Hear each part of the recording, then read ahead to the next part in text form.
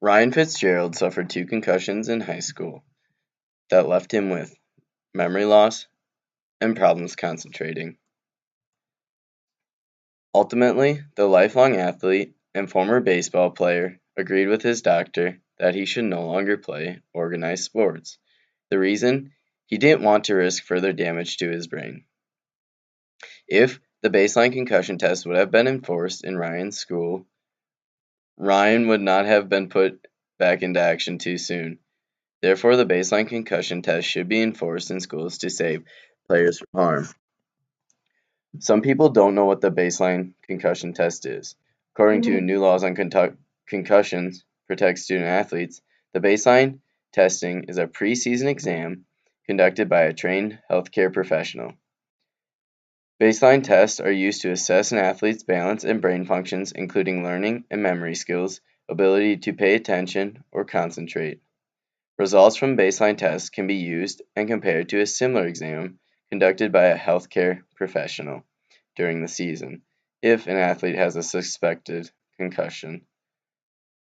Comparing post-injury test results to baseline test results can assist healthcare professionals in identifying the effects of the injury and making more informed return to play decisions. The test should be repeated every 2 years. Not all people know what causes concussions or what the symptoms and sometimes long-term effects are. According to traumatic brain injury and concussions,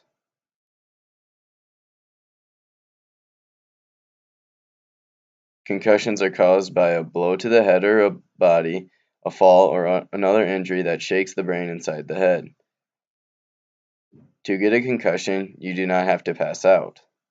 You can receive concussions outside of sports, like if you fall or get in a car crash. Concussions can affect 3 main things: physical and mood. Thinking, physical, and mood. There are 2 types of concussions: mild, which cause a brief change in mental state, and severe, which causes extended period of unconsciousness or amnesia. If your thinking gets affected, the symptoms are trouble thinking clearly, extreme drowsiness, feeling slowed down, and not able to remember new information. Physical effects of concussions can include headaches, blurry vision, nausea, no energy, sensitivity to light or noise. Emotional effects can include easily angered, sad, nervous. Coaches need to monitor their athletes. According to new laws on concussions protect student athletes,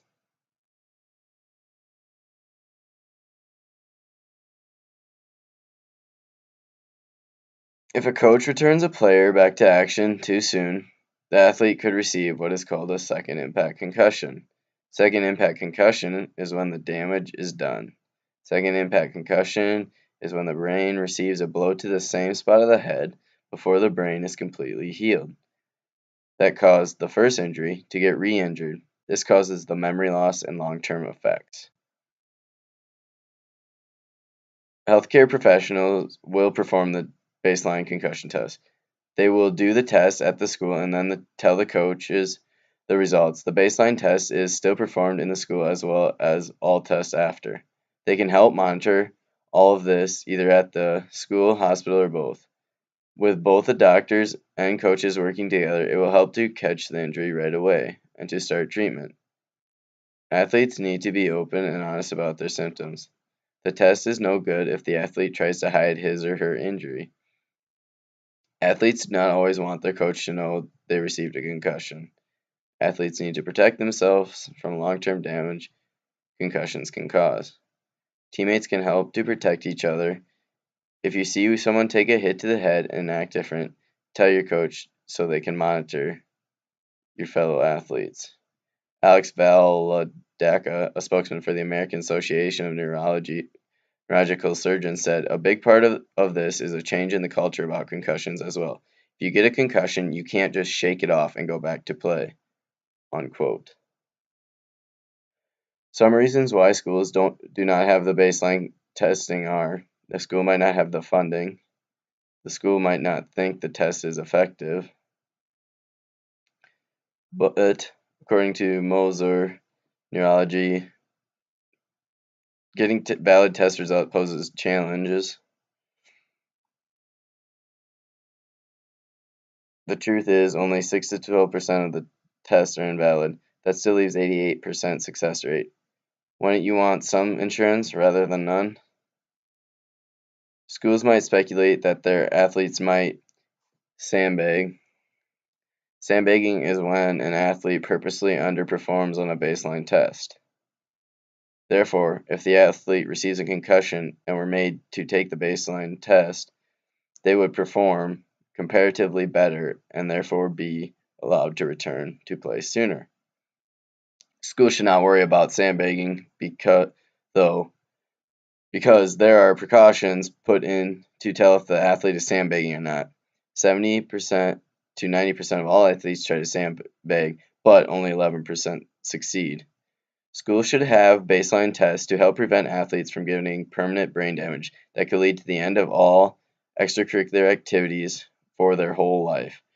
Protecting their athletes and students should be the school's #1 goal.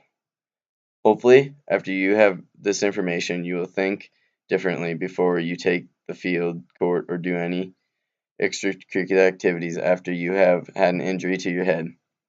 You only have one brain, so take care of it.